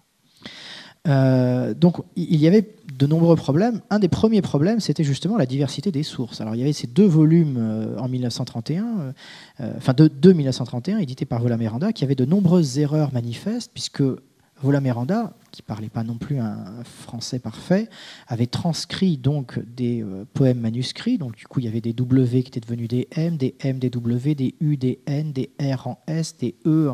Enfin bref, il y avait déjà énormément d'erreurs manifestes. Alors on pouvait corriger les erreurs grâce aux poèmes manuscrits qu'on possédait sur le bagne, mais sur la production australienne, où le système des carnets n'existe plus, comment on fait pour corriger là ? Enfin, vous comprenez, alors, il y avait des normes typographiques britanniques, au passage, qui n'étaient pas non plus adaptées, inadéquates. Les poèmes manuscrits, les carnets manuscrits posaient également des problèmes, puisqu'il existait donc des poèmes en collection publique, en collection privée, ici, loin. Un carnet transcrit en 2011, mais dont il n'existait plus la version originale, qui avait disparu depuis. Un poème publié en 1966, le poète dit adieu à son chien, que Gwenaël vous a lu tout à l'heure, dans un article signé par un journaliste du sud de la France qui s'appelait Robert Bailly et qui n'a jamais été, dont le carnet d'origine n'a jamais été retrouvé. Il n'existe aucun des carnets qui nous sont connus qui possède ce poème. Ça veut donc dire qu'il existe au moins un autre carnet manuscrit quelque part. Et sachez que depuis la publication de cet ouvrage, un nouveau carnet manuscrit a émergé chez un collectionneur privé dans le sud de la France. Et il ne comporte pas non plus le poème « Le poète dit adieu à son chien ». Donc il y a au moins 7 carnets manuscrits encore aujourd'hui, en tout cas dans le corpus. Alors, comment faire ? Est-ce qu'il fallait aussi peut-être se concentrer sur la production calédonienne au sens strict ? Finalement, on aurait pu extraire que ce qui traitait du bagne, et puis passer sous silence finalement les poèmes un peu plus fleur bleue, décrivant la nature australienne, sa passion pour Vola-Méranda, qui est peut-être un peu difficile à lire parfois. En tout cas, vous verrez, si vous lisez l'ouvrage en entier, vous verrez qu'à la fin, ça commence à être un petit peu répétitif. Il vieillit aussi. Mais pourtant, faire l'impasse sur sa production australienne, c'était quelque part pas forcément lui rendre justice, parce que cette production australienne, elle est aussi hantée par le spectre du bagne. L'édition de 1931, elle a présenté un avantage, c'est celle d'être découpée en livres, comme Gwenaël vous l'a dit, d'être aussi organisée de manière plutôt chronologique, c'est-à-dire que les poèmes sur la Nouvelle-Calédonie étaient concentrés dans le premier volume. Mais dans ce cas, qu'est-ce qu'il fallait faire avec les poèmes inédits retrouvés dans les carnets et qui ne figuraient pas ? Il y en a quand même 60 qui ne figuraient pas dans l'édition de 1931. Alors, est-ce qu'il fallait les mettre en annexe ? Est-ce qu'il fallait essayer de les insérer au mieux là où ça faisait le plus de sens ? Par ailleurs, il existe des versions différentes de poème à poème manuscrits, avec des strophes en plus, des modifications de mots, des dédicaces, des chutes alternatives, modifiant considérablement le sens, parfois des ponctuations qui ne sont pas identiques. Quand vous avez un point-virgule qui se transforme en point d'exclamation, le vers prend une toute autre signification. Comment traiter les fautes d'orthographe ? Précisément, alors que d'un poème manuscrit à l'autre, c'est pas forcément les mêmes, c'est-à-dire qu'il ne place pas forcément la faute d'orthographe sur le même mot. Alors il y a un vers dans lequel il y a une faute d'orthographe sur un mot, dans la version d'après, dans le même vers, la faute d'orthographe n'y est plus. Comment traiter les choix sur les majuscules aussi, qui sont parfois dissonants, enfin bref. Donc est-ce qu'il fallait rendre compte finalement de la production de Julien à la manière d'un ouvrage littéraire, c'est-à-dire en prenant chaque poème, en corrigeant tout, et en produisant en fait l'espèce de volume parfait qu'il n'avait jamais produit, ou d'un ouvrage historique où quelque part on aurait donné la priorité à la source et du coup on n'aurait rien modifié. Il a bien fallu opter pour un espèce d'entre-deux, donc on a une solution intermédiaire. Au final, on a essayé de corriger au maximum la graphie des poèmes en supprimant les fautes d'orthographe, c'est-à-dire que si vous en trouvez, ce sont des coquilles qui nous ont échappé, ça peut arriver. Et par contre, de nourrir en fait cette édition d'un appareil de notes où, à chaque fois qu'il y a une variation importante d'un poème à l'autre, d'une version à l'autre, d'un carnet à l'autre, eh bien qu'elle soit notée et explicitée en notes. Alors on a bien sûr, on ne l'a pas fait pour les changements mineurs, les variations mineures, parce que sinon je pense qu'on aurait fait 8 ou 9 000 notes de bas de page, il y en a déjà 1050, c'est déjà pas mal. Enfin, en tout cas, on espère que ça vous intéressera, que ça vous sera éventuellement utile. Et en tout cas, comme me le disait un soir Aurélia Rabat Benaïssa, alors dans une de nos entrevues, Marius Julien nous aura finalement tous beaucoup touchés. Et quelque part, il fait aujourd'hui un peu partie de nous. Voilà. C'était presque la conclusion. Donc, pour conclure, des remerciements et une poésie normale. On peut conclure que comme ça. D'abord, on tient à remercier tous les deux notre institution, l'Université de la Nouvelle-Calédonie, et l'équipe de recherche à laquelle on appartient, donc TROCA. Manuel en a parlé tout à l'heure, ça veut dire Trajectoire d'Océanie. On tient à les remercier parce qu'en fait, ils ont soutenu cet ouvrage et ils l'ont soutenu très concrètement en finançant une partie pour l'édition. On remercie beaucoup Françoise Quérol, qui est présente ici, qui est la coordinatrice des presses de l'Université de la Nouvelle-Calédonie et qui a tout de suite accueilli de manière très positive et enthousiaste cet ouvrage, sans peut-être savoir à quoi elle s'engageait en termes de publication, parce que publier des poèmes, on s'est rendu compte que c'était extrêmement compliqué. Je pense que vous l'avez compris avec ce que Louis vient de vous expliquer, ne serait-ce qu'en termes de mise en page, par exemple, de choix éditoriaux. Merci Françoise, en tout cas, d'avoir soutenu ce projet, qui a pris du temps, mais il fallait qu'on peaufine tout ça quand même pour rendre quelque chose de bien terminé. À l'entreprise éthique aussi, qui a réalisé la maquette de l'ouvrage, à laquelle nous sommes tout à fait contents. Aux collectionneurs privés qui nous ont aidés dans la recherche des poésies de Marius Julien. Aux archives de la Nouvelle-Calédonie, on a été bien aidés aussi. À Aurélia Rabat Benaïssa, qui nous a permis d'utiliser son travail universitaire.